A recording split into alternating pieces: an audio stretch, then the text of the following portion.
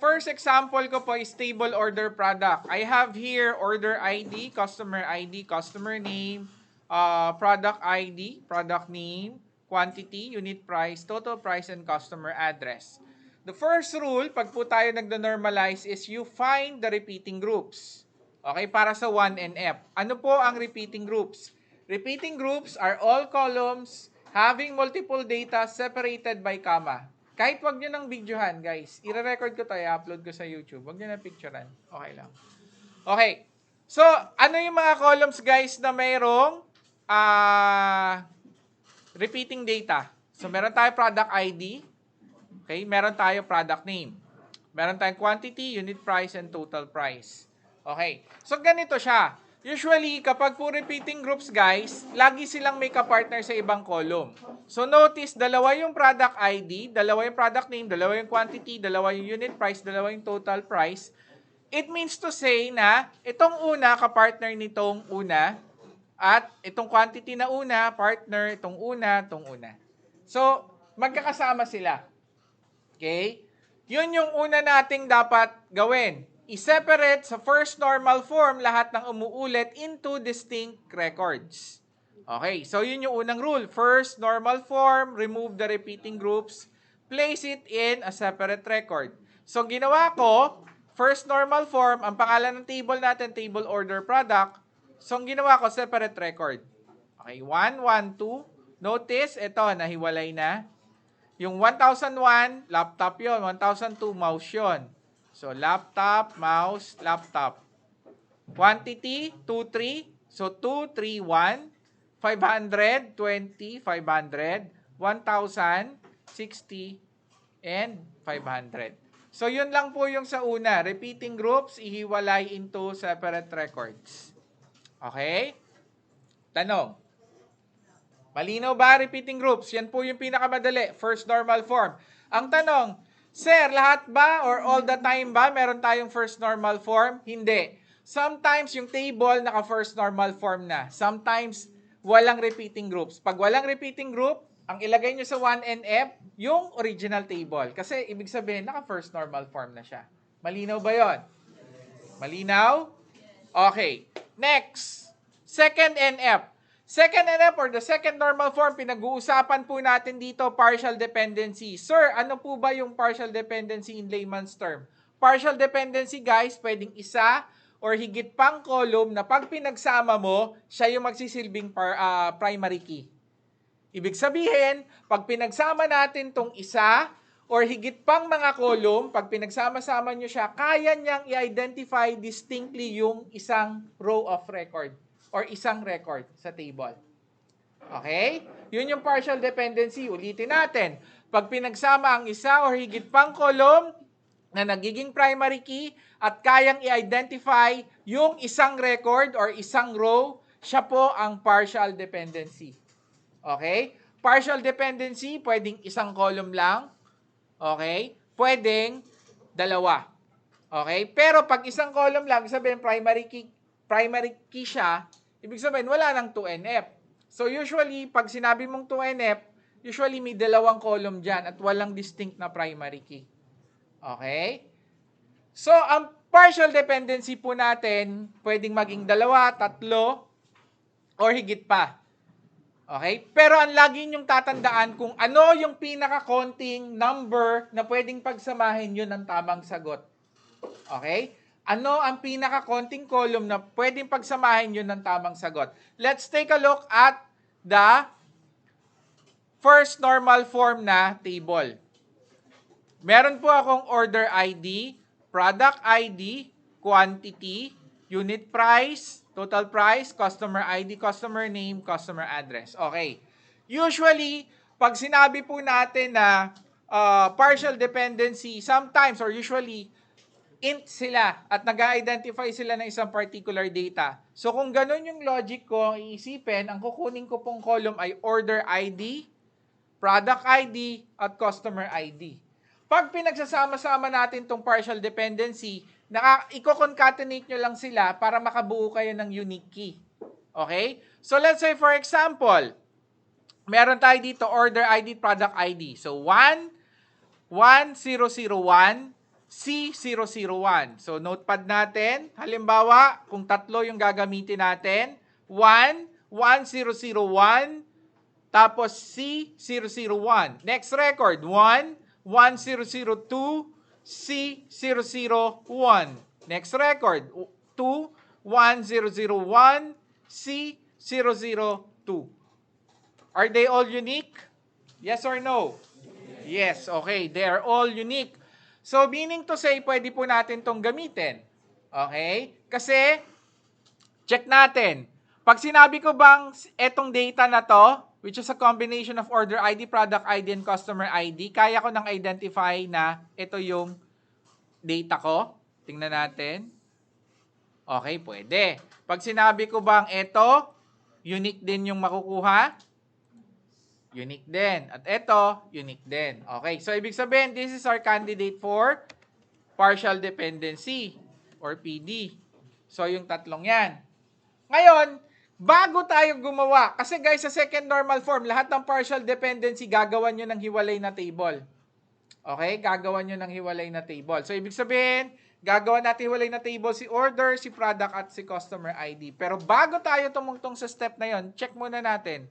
Kung tatanggalin ko ba yung customer ID, unique pa rin ba? Tanggalin natin, tanggalin natin, tanggalin natin. Check natin. 1, 1001. Unique pa rin ba yung makukuhang data? Unique pa rin. How about 1, 1002? Unique pa rin ba? Okay, unique pa rin. Next, 2, 1001. Unique pa rin ba? Okay, meaning to say, hindi ko kailangan si customer ID. Kasi ang rule ni Sir Apostol, second normal form, lahat ng partial dependency, lahat ng column na uniquely identify, pero yung pinakamababa, 3 kanina, ngayon 2 na lang. Okay. How about kung isa lang, kung product ID or order ID lang, pwede ba nating sabihin na 1 automatic quantity 2? Hindi, 'di ba? Kung 1001, automatic ba quantity 2? Hindi. So, hindi pwede. So, itong 2 lang pag pinagsama, unique. So, therefore, kailangan po ang ating pong partial dependency, order ID at product ID. Okay. So, ang rule natin, second normal form, kailangan hiwalay sila into a separate table. Okay? So, unahin ko muna si product ID. Bakit? Kasi si product ID, meron po siyang product name. Okay? So, meron siyang ka-partner. So, gagawa ako ng table product. Product ID, product name. Tinanggal ko si product name. Dito, sa table order product, binaba ko dito. Separate table na siya. Ngayon, sabi ni Sir Apostol, kailangan yung partial dependency, ihiwalay. So, order ID. Okay, order ID. Bababa ko, gagawa ako table order. Pero, ano yung ilalagay ko sa order ID? Ano yung kasama niya? Pwede ba yung quantity, unit price, total price, sa customer ID? Napakarami naman ata. So, ang nangyari dito, dahil hindi ko siya, kung may order date dito, guys, pwede ko siyang ihiwalay Table order, order date, order ID. Okay. Pero dahil wala siyang ibang magiging kasama, i-retain ko na lang siya dito sa table na to, table order product. Ang tawag natin dito sa table na to, lookup table. Siya po, yung table na nagko-connecta sa ibang mga table, yung lookup table natin. So, si order ID at si product ID, kukonekta lang siya dyan, malalaman na natin yung product name. Kasi nakahiwalay na. Ang tanong, meron pa bang iba? Wala na, kasi 2 lang yung na-identify nating partial dependency. So, ang new table natin ay si table product, at ang existing table natin, si table order product.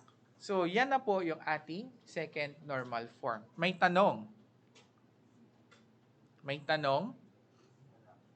Wala? Sigurado? Wala pong tanong, ha? Okay. Third normal form. So, third normal form, guys, ang pinag-uusapan po dito, transitive dependency. Ano ang transitive dependency, guys? Ang transitive dependency ay isang column na hindi kasama sa primary key, pero okay, ibig sabihin, dependent column siya. Ibig sabihin, yung value niya umaasa sa mga primary key. Pero, kaya niyang i-define yung iba pang column na hindi rin kasama sa primary key. Yun yung transitive dependency. Okay. So, kung i-check po natin, galing doon sa original table natin, mapapansin natin na si customer ID, hindi po siya partial dependency, hindi siya primary key.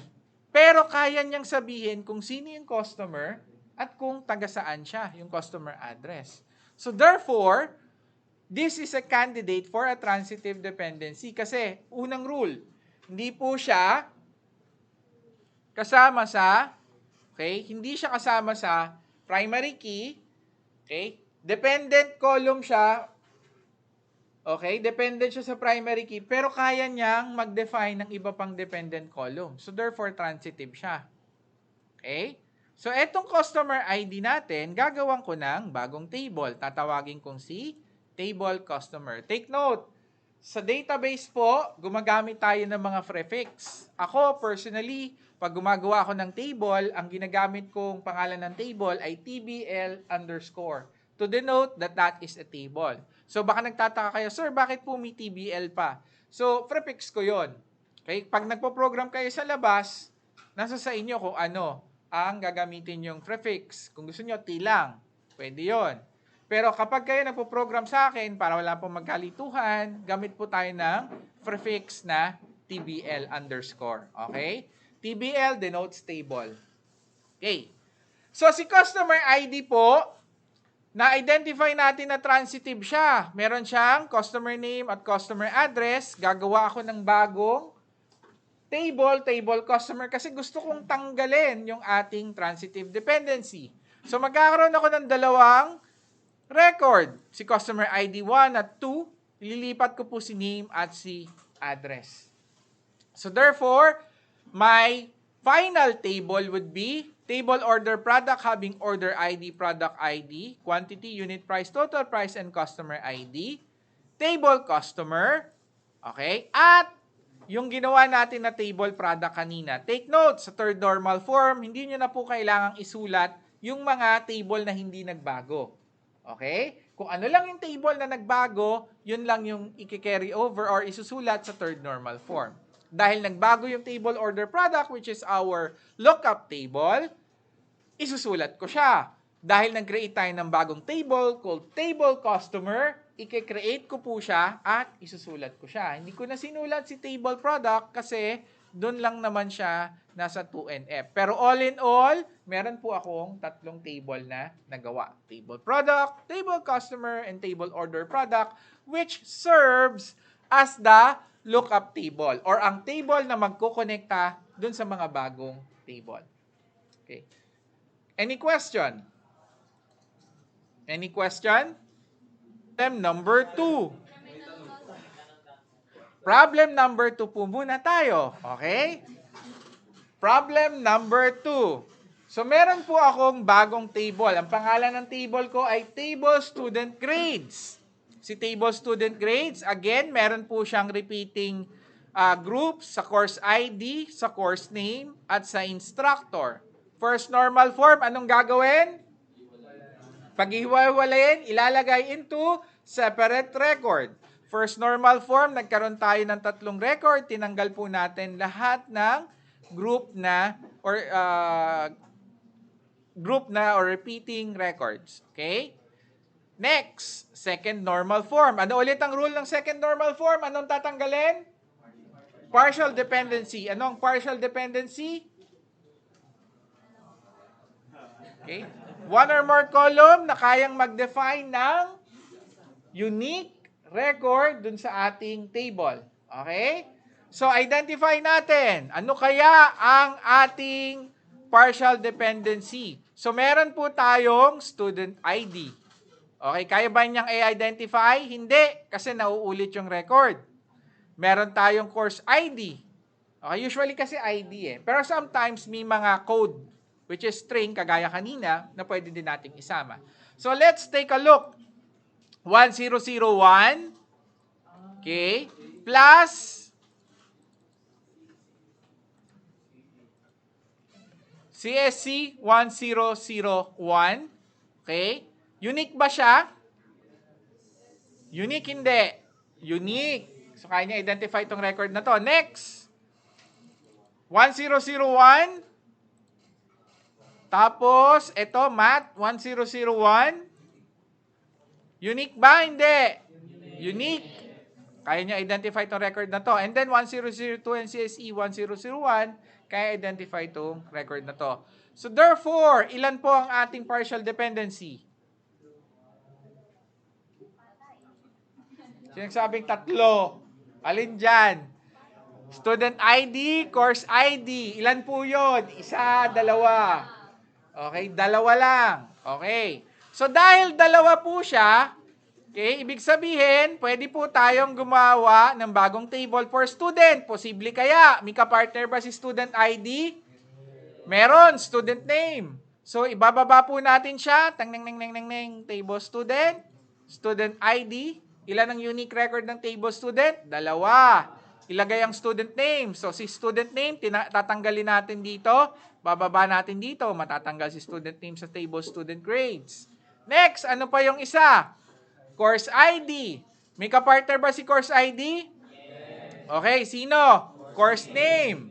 Sino pa yung nauulit? Okay, instructor. Pwede rin. Okay? So, si course name at si instructor, binaba po natin. Nagiging table course. Okay? Naging table course po siya. Dahil tinanggal natin si course name at si instructor name, sino na lang ang natira kay table student grades? Si grade na lang. So, ito na po yung ating lookup table, table student grades. Ito yung ating table student. Ito yung ating table course. Now, the question is, meron po kayang transitive dependency? Ito na lang po yung natira. Titigang mabuti, titigang mabuti, titigang mabuti. Meron pa po ba diyang column na kayang mag-describe ng non-dependent column? Ito lang natitira. Meron pa ba siyang ibang kasama? Wala na. So it means to say, guys, wala pong third normal form. The third normal form is the second normal form itself. Walang third normal form. None. Okay. Tingnan natin yung first example natin. Bakit ang normalization mahirap? Okay. Kasi guys, kung titingnan ninyo, di ba una kong sinabi sa inyo, pwede nating ilagay itong customer ID para maging tatlo. Unique din siya, di ba? Ibig sabihin, tama na siya. Pag nilagay nyo itong tatlong to, pwede naman. Okay? Pwede naman, tatlo. Pero, mali. Okay? Kasi kailangan natin pinakamababa. Mas humahaba, guys, ang primary key, mas bumabagal ang data. Okay? Lalong-lalo na pag ang primary key ninyo consists of more than one column, tapos may string pa dyan, automatic babagal ang data. Saka hindi ba kayo nagtataka, guys? Ang population po ng PLB, nasa sa kulang-kulang 10, 8,000. Ano ang student number nyo? Int ba o string? Student number nyo, int or string? Ulitin ko, 23-0001 something. Int ba yun? Kalbuhin ko kayo eh. Sino ano ninyo? Programming ninyo? Sabihin ko yan kay string ng ninyo Ay, int Okay. Guys, ganito. Ang database system po na ginagamit sa inyo, kahit lumang system, bagong system, although meron po kayong string na student number, meron po yung equivalent na ID which is numeric. Kasi pag gumagawa ng relationship sa mga table, para magkaroon ng mas mabilis na relationship, yung isang table patungo sa lookup table, gumagamit siya ng usually integer para una-una maiksi. Pangalawa, mas mabilis. Pangatlo, fix na yung data. Okay? Hindi pa bago-bago. Kasi pag string, guys, pwedeng maging, iba-iba yung particular size niya. Okay? So, etong customer ID natin, although pwede po nating gamitin siya, okay? Hindi natin siya ginamit kasi una, tatlo, tama. unique yung data, pero yung kayang gawin ng tatlo, kaya namang gawin ng dalawa. So, doon tayo sa dalawa. Kasi mas maigsi. Okay? Pangalawa, kung titingnan din ninyo, usually yung mga transitive key, usually hindi ko sinasabing palagi, usually yung mga transitive, although there are times na ang transitive integer din, ang mga transitive, isa sa mga common values nila, string sila. Okay, usually pero not all the time. Usually. Okay, kasi pwede ako maglagay ng customer ID dito na 112. Okay? Pwede rin yun. Pero pag nakita nyo na usually customer ID is ganyan, okay? Tapos, pangatlo siya, pwede naman dalawa. Ipapasok nyo na siya sa transitive. Hindi na po sa partial dependency. Okay? So, lagi pong tatandaan yon. 1NF, repeating groups. 2NF, partial dependency. Columns na pag pinagsama, magiging primary key. Kailangan yung pinakakonte, okay? Pinakakonting column, yun ang tama. Okay? Third normal form, lahat ng dependent columns, ano yung dependent columns? Lahat ng columns na hindi kasama sa primary key. Kapag nakakita ka ng isang column na hindi kasama sa primary key pero kaya niyang i-define yung isa or higit pang ibang non-primary key columns or dependent columns, automatic transitive yan. Okay? So those are the major rules or reminder. So at pangatlong rule natin, pangatlong reminder, hindi lahat may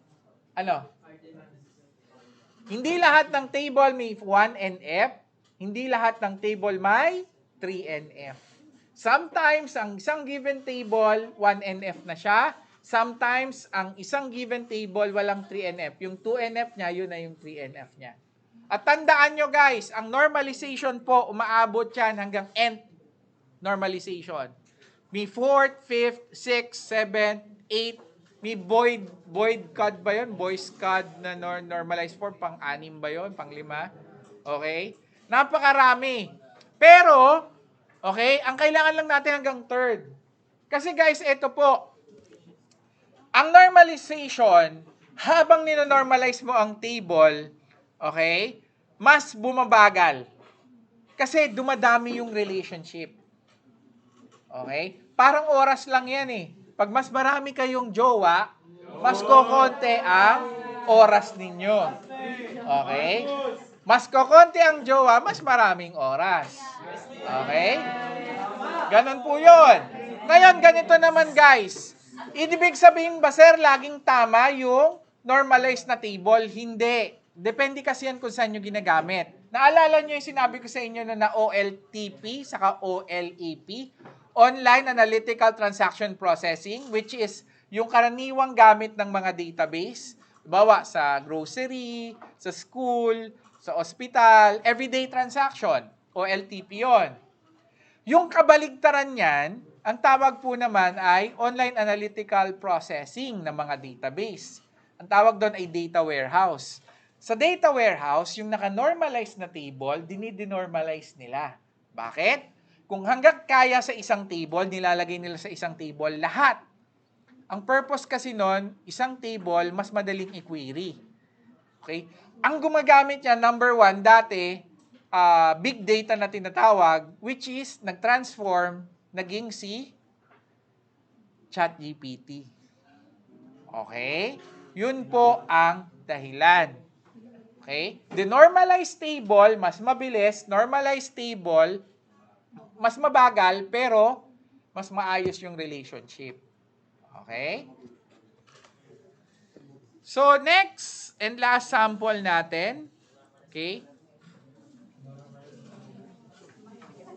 Meron po tayo, table book author having the following columns. Tingnan pong mabuti, book ID, book title, author ID, author name, publisher, and publisher address. Ngayon, ang tanong, inormalize natin, 1NF, hiniwalay natin, naging 3 data. Identify natin, ano-ano po yung mga columns na pwedeng pagsamahin.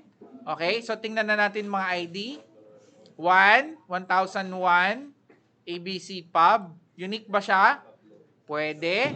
1, 1002, ABC Pub, unique. to 1003 XYZ unique. Okay. So, unique yung tatlo. So, these are our 3 candidates. Book ID, author ID, and publisher. Okay. So, tingnan natin. Sabi natin, tatlo siya. So, baba tayo konti. 1, 1001, unique ba? Unique. 1, 1002, unique ba? 2, 1003, unique ba? Okay. So, out na to. Possible candidate for transitive to. Okay. So, ito na lang dalawa, book ID and author ID, binaba natin. So, magkakaroon tayo ng table book author, table book, and then table author. So, i-check muna natin. Si table book ba may ka-partner? Meron, book ID. So, good. Table book, book title. Tinanggal natin, binaba. Table author. Si author ID ba may ka-partner? Meron, author name. Author ID, author name, binaba. Nilagay dito, table author. Okay? At ang ating lookup table, which is table book author, magiging ganito na lang siya. Matitira yung publisher. Next, third normal form. Kagaya ng sinabi ko kanina, so third normal form, transitive, dependent column na kayang i-describe yung another dependent column. Nakita natin kanina si publisher. Si publisher na-identify natin, binaba po natin siya, table publisher, binaba din natin yung publisher address. So, ito na siya. Third normal form. Okay? Tanong,